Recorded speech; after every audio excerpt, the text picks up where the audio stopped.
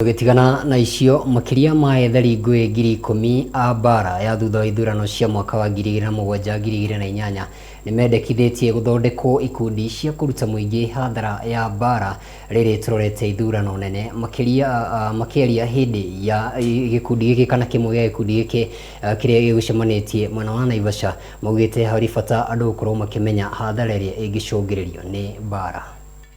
A civic education cut crossing across the divide, so that even those people who are there in the groups like Confirm, the groups like Mongeke, the group like Singorolo, the groups like Mombasa Republican Guard, and so on.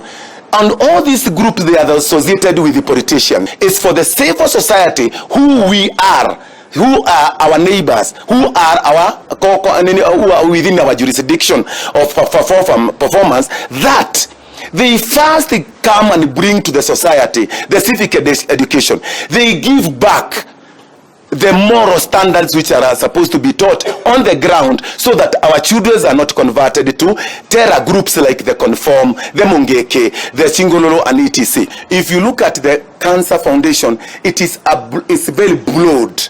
It has a rehabilitation center in it.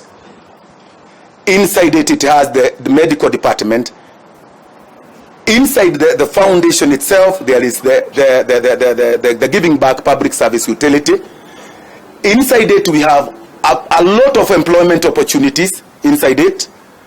The other thing that we have, the catering of our people, that they can be, when they come in and they have the resources, our people are the ones to be employed in the foundation, the one to put their resources there, so that they can see their future being bright, medication, human resources, and all other things. But it's very wide, which is cognate with the problems that can be facing our members across the divide.